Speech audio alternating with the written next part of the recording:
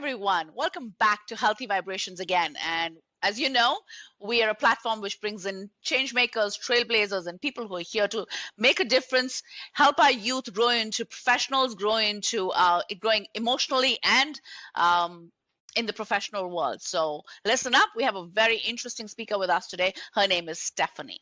She's also my teacher for my coaching course. I'm doing a coaching certification, identifying myself as a certified teen coach with the International Coach Federation. And Stephanie is my coach. So welcome, Stephanie. Lovely to have you here. Well, thank you so much for letting me join your show. Thank you. Thank you, Stephanie.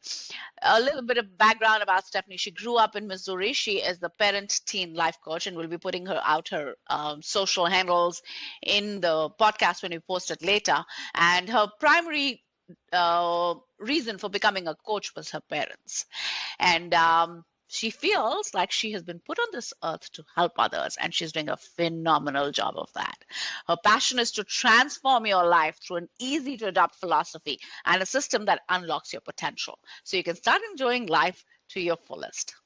She's, again, a professional certified transformation coach, a leadership consultant, and a motivational speaker. And she carries a gold standard of certifications through the globally recognized International Coaching Federation. Yay! I'm on my way too, Stephanie. She's a life skills coach for teens, and you'll find her presence out there on her socials. We'll put that in the handles when we post it on YouTube and other social media. So thank you, Stephanie, for being here. We'd love to hear about your journey, about what got you to where you are today. And you do such a phenomenal job of teaching our youth and supporting our teens. And I see you on social media and developing those phenomenal videos, sending such cool messages. So how did you get where you are today? And what drove you? Such a good question. Well, I did grow up in rural Missouri with a really big family, and I spent a lot of time growing up around people that served others. I have 5 aunts and an uncle that, my mom's side of the family, who served people their entire life. And so I had such great role models growing up. Now, I wasn't the best kid in the world because I was a little independent, just a little, and I created a lot of havoc because of that independence, because I didn't know how to control my emotions.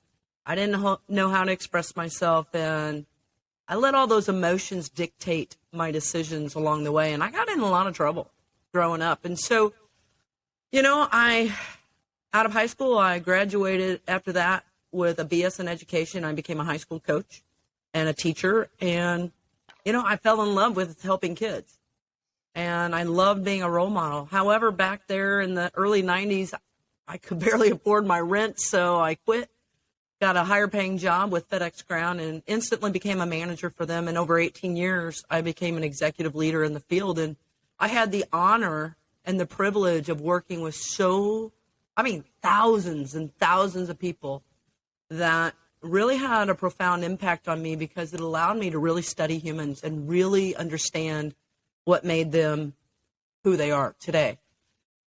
Along with that, though, however, I found that young people really struggled to do basic things in the workplace, showing up for work, committing to it.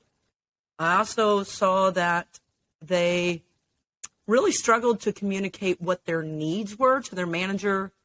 They struggled with conflict. If there was conflict, they would run most of the time. If they wanted a promotion, they always thought they didn't have the confidence and they didn't understand the job, so there's no way they could do it.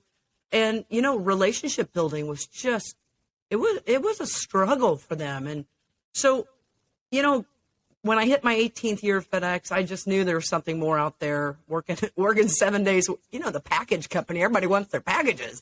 So, after 18 years, I thought, I'm working 7 days a week, 80 hours a week. And although I'm having a huge impact, I wasn't getting the freedom to impact people the way I feel God called me to do. So I took a leap of faith. My partner was 1,000% behind me and encouraged me to do so. And so I leaped, and, I became a coach. I had heard of coaching in 2018. I had actually been coached or trained twice in coaching at FedEx, but I didn't really understand it until about 2018 when I found out there was coaches in FedEx themselves. And, I thought, that's what I want to do. And then I thought, who do I want to coach? And it quickly came to mind that I wanted to coach teens because the social and emotional struggles they have today are just crazy. Nothing that we put up against. So, and as far as me as just a regular old human being, I love to garden, absolutely love to garden. Oh. And I raise chickens and I spend a lot of time outside. Yeah. I spend a lot outside with my partner and my dog, Ellie. And I have the best community that I live in. And I'm really big on community and connection and serving others. And my parents really drove that in me growing up. And I feel like that's given me my purpose and passion in life to help others. So that's just a little bit about me. That's such a wonderful story. I am an ACC certified coach, which is, there's only about, 13,000 of those in the world. So I'm excited that, I've hit I'm going to be the 13,001. Yes, I'm going to be ACC certified. So yes, no, I resonate with every part of your journey. I think when we're rebels as kids, I was a rebel as a kid too, as a teenager. I was just a rebel without a cause, or maybe with a cause. We don't know yet. We're still trying to decipher that. And I think when I totally resonate with it because that's what got me to where I am today. That's why I do what I do, because as I see these teenagers struggling to advocate for themselves, relationship building, communication, all of these things, I think we need more and more parent-teen coaches because this is your foundation, right? This is where you begin. And if you don't have a solid foundation, it can be very shaky out there. And I have these 25, 26-year-olds who I coach, and they struggle with self-advocacy, exactly like you said, how are they going to get a promotion? How are they going to speak about themselves? These skills need to be built in teenage years. And that's why people like you and me are more needed. I think we need to spread this message loud and clear that parents, get your teen a coach. I think you will struggle less as they grow older because if they learn these life skills now, you will have less of a problem as they grow older. And the pain that you will go through will be a lot less because a parent is a parent is a parent. Today, lifetime of parent, right? Even if their child suffers at 25 or 50, you're still going to be a parent. You're still going to hurt. So yes, I totally agree with you on that. Yeah. So as a fellow coach, tell me, Stephanie, what are your learnings? How has the importance of, what is the importance of coaching for teens and why? And how can it impact them in positive ways? So if you were to speak to a parent, what would you say to a parent? If you were to sell coaching, parent-teen coaching to a parent, what would you say? When I think about coaching, I like to describe it as, just like you have a basketball coach, that coach is going to teach you concepts and skills. And they pour a lot of time and energy and repetition and practice of those concepts and those skills. So as a life coach for teens and parents, I focus a lot on concepts and skills because I truly believe there's nothing wrong with teenagers. Some of them just don't have those skills they need to face those harder parts of life, the ones that shut them down. And so when I'm working with parents or talking to parents about what I do, it's really about focusing on helping that parent understand what's driving these thoughts inside of their kid's head. And more importantly, what's driving those emotions? Because a lot of times if kids don't have good emotional control, that emotion is going to drive the thoughts and the choices of that kid. Instead of the other way around, where if you gain control of your thoughts, then you have control of your emotions. And if you have control over your emotions, you can make really sound decisions because it allows you to calm your mind and think through the decision to figure out, well, what's the consequence if I make this decision? And to me, that is so important to kids right now because so many kids are wrapped up in these social and emotional issues that surround them on a daily basis, and getting the kid to understand that they have control over here and here allows them to get the outcomes they want because our outcomes dictate our self-worth. If we have a constant set of poor outcomes, it's going to make us feel bad. No different than you and I starting our business as coaches. If we get roadblock after roadblock, or we don't get the feedback we're looking for, or we just feel like nobody's listening, well, you want to give up. But you know there's a long-term goal there, so you just keep pushing on. The disconnect is kids don't understand you just got to keep pushing on. And so, you know, I work with these kids that are mentally hurt. They're emotionally hurt. They feel like people don't understand. They feel like that they're on this island all by themselves, and they feel like they don't have any control in that. And, you know, back in the day, there was some bullying going on, but today's bullying is an everyday occurrence. And a lot of kids, a whole nother topic that I talked about I know, the other day. I think you and I can go on and on this topic. No, I totally agree with you. And when you say not some of the teens, I think every teen should have a coach, because the social and emotional control that you're talking about, none of the teens have. And it's something that cannot be developed in teens, right? The age is such that if they're not taught that, then they cannot develop it. And parents, because they're emotionally so involved with the child, they get stuck in the action reaction. So every time a child says something, the parent reacts because they're emotionally so bound to the child, right? Whereas coaches can take a step back and look at it very practically, and not look at it emotionally. And I get a lot of parents, which kind of I think it's also very cultural, find it a challenge. They feel they're not being good parents if they're hiring a coach. And how I explain to them is, no, because a coach is going to look at it very practically. They're not emotionally connected to your child, whereas you are emotionally connected to your child. So while you give great sound advice, the child is not going to take that advice, one, because teenagers don't listen to their parents. That's a normal given. And the coaches will come from a more practical point of view rather than from an emotional point of view. Do you agree with me? Absolutely. And, you know, parenting doesn't come with a manual.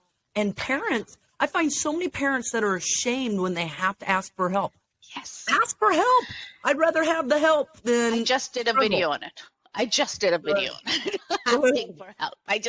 You need to ask for help. And like you said, to hire a coach, it does not mean there's something wrong with your child. There's absolutely nothing wrong with your child. And the coach is not going to fix anything. But like you say, you need a basketball coach. You need a life coach for a teen to grow up and reach their maximum potential, so they can be taught communication skills, self-advocacy, you know, going out and understanding what is it, why are they reacting emotionally the way they are. So thank you for that. And as you know, you and I can go on and on this one. We can, can't we?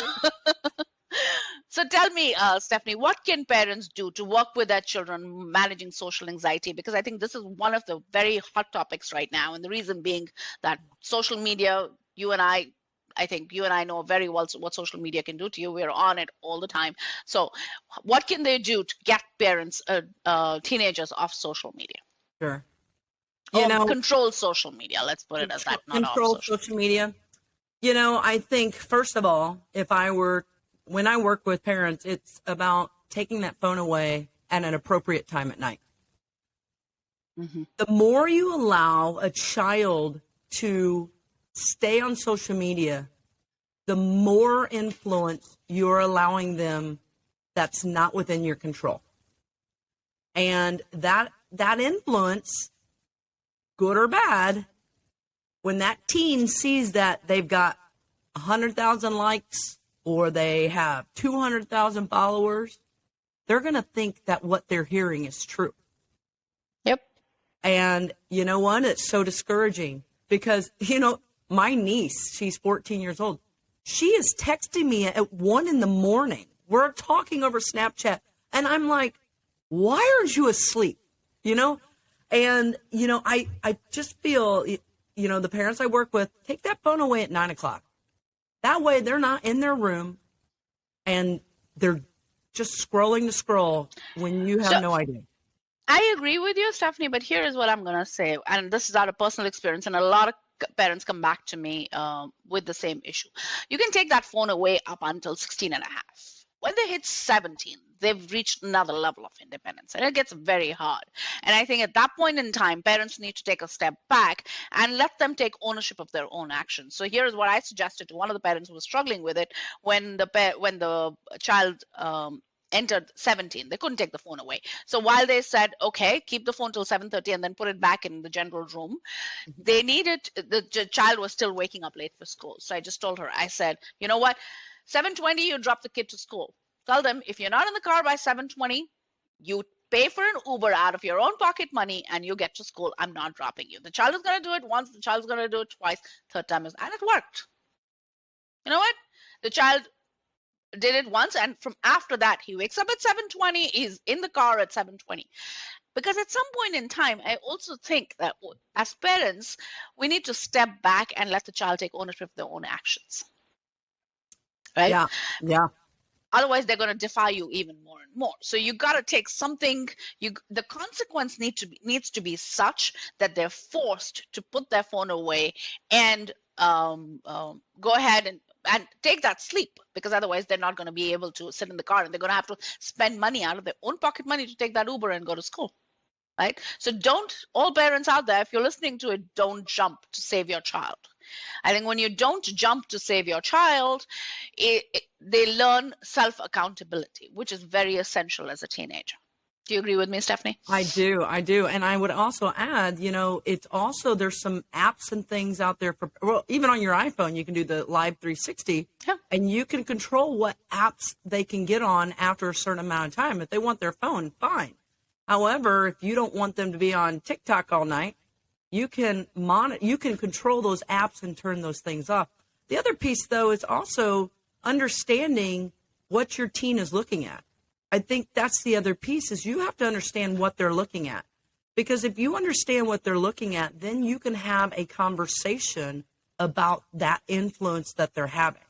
And I think that's another important piece, too, because, again, kids see things on social media, and because of the popularity of it, they're going to think it's real, or they're going to think it's true. And if you work so hard as a parent to instill values in your kid and certain beliefs, and then all of a sudden they come up with these crazy beliefs that you're like, whoa, where in the world did this come from? Yeah. What are they seeing on social media? Yeah. I think that is that you have to be vigilant with what they're looking at. So important. So important. Yes. Yeah. And I think the one thing also, another thing that works is, for all the parents listening out there, is highlighting the why.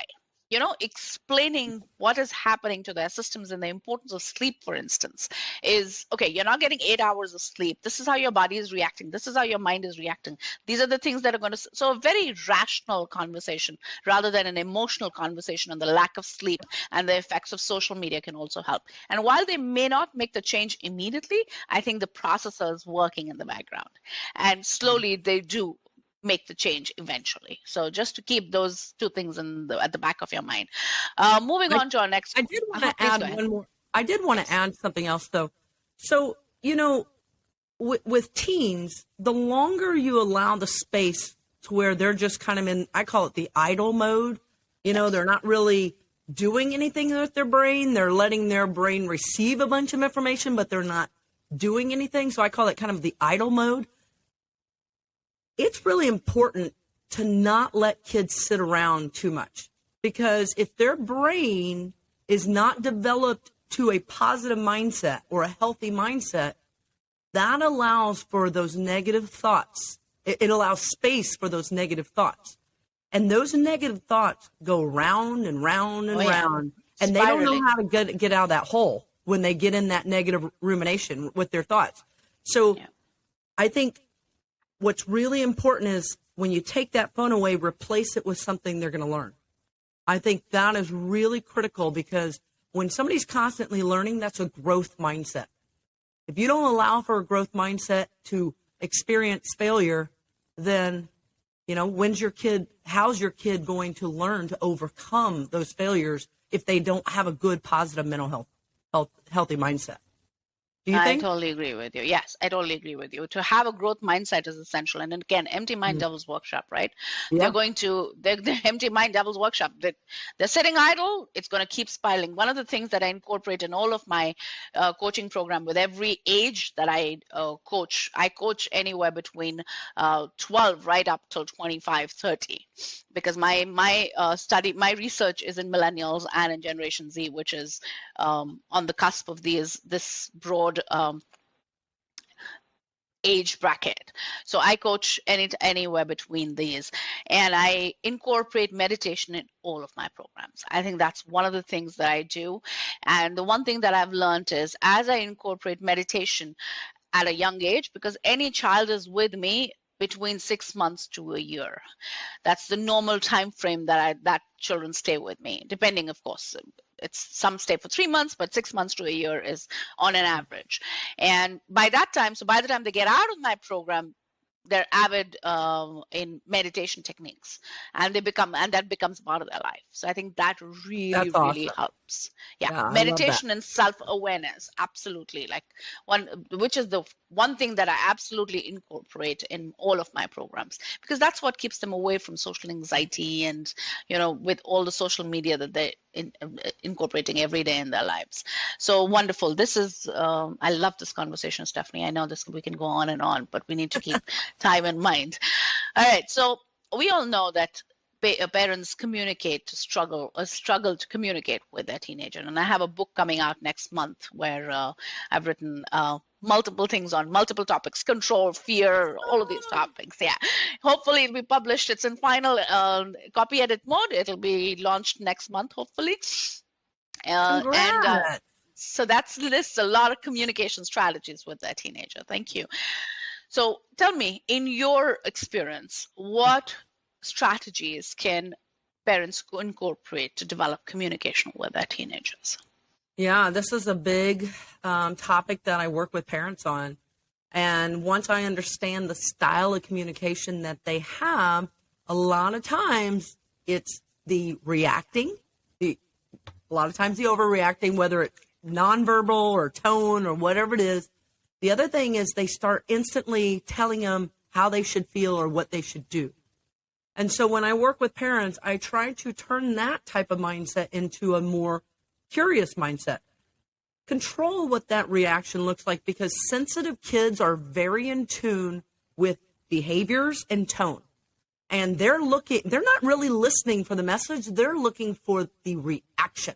And is it a frown on the face? Is it a smile? Is it got their head cocked and their hands on their hips? So I work with parents to really just try to just stay like a poker face. Don't give any emotion unless it's like a celebration, then woohoo. But if it's a serious conversation or it's something that your child is really having a hard time expressing themselves, then just relax. Try to breathe through what they're saying and really try to pay attention to the words they're saying, because when you can listen for language patterns, you can hear a lot more than you would typically just hear.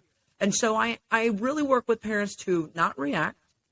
I give them suggestions on getting extremely curious as to what's behind what they're talking about, like what's making them feel or think that way. Because when you can start to learn like where their thoughts are coming from or where those emotions are coming from, then you can really be there to support them. And if, ask them in the beginning, do they want advice? When they come to you, do they want advice? Do they just want to vent? Do they, want, you to reassure them? That's a big word that I hear from teenagers, is they want their parents to reassure them that it's going to be okay. So stop the reacting and stop the fix it mentality. Oh, and yeah. Just let them talk so you can hear what they're saying. Yeah, they want to be felt, seen, and heard. I think that's one of the big things. Yeah. And as parents, and like I said, back to my point on why is it that parents struggle with teenagers? Because as parents, we're so emotionally tied with the child that before the child finishes the question, we're already thinking of what our response is going to be. right? So we're not taking that step back because we're emotionally, we want to help our child. We want to go and fix everything for the child because we don't want them to hurt.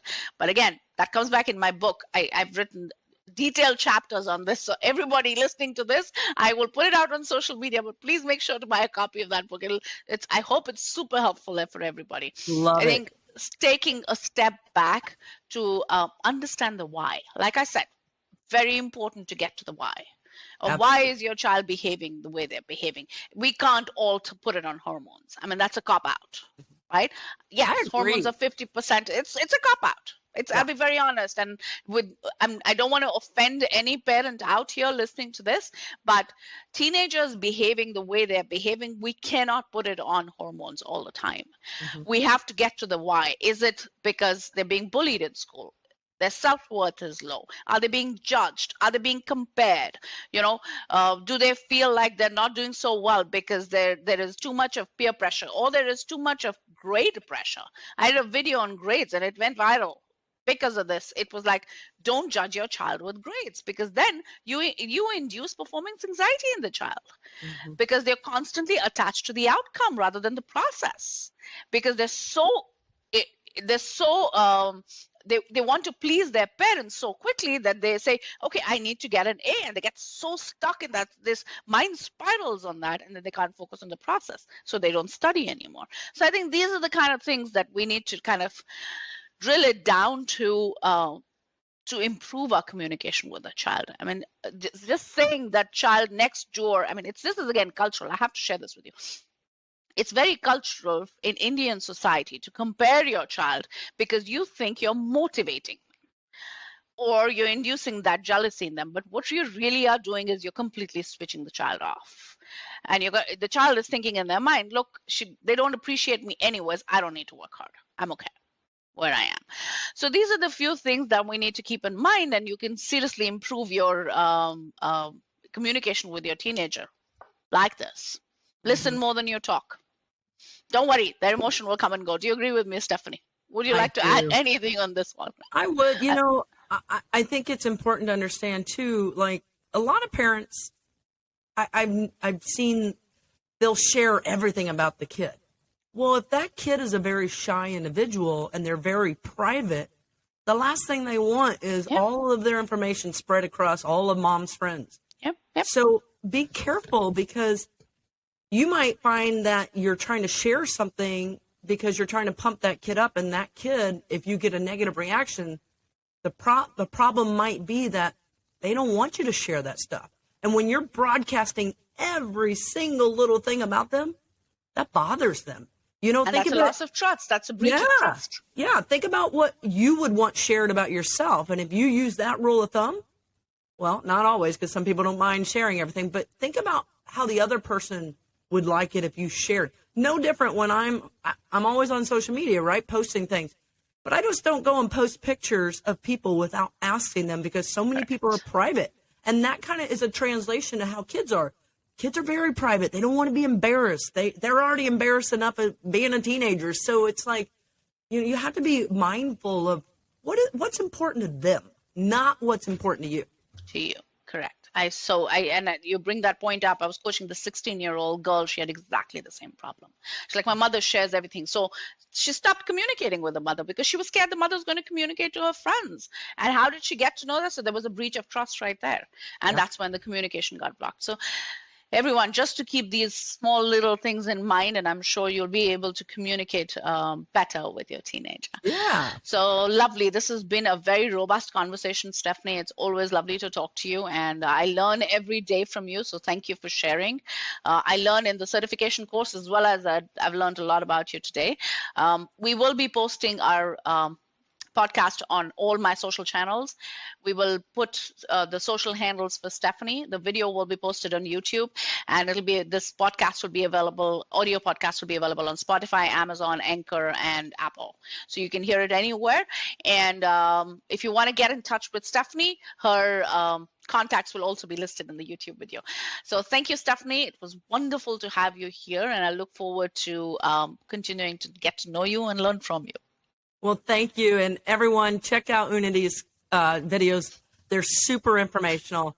and she's really got a way with helping you learn. So Thank you, thank you for Stephanie. allowing Thank you me so today. much. Absolutely. It's such a joy to have you. Thank you, Stephanie. Bye-bye. Bye.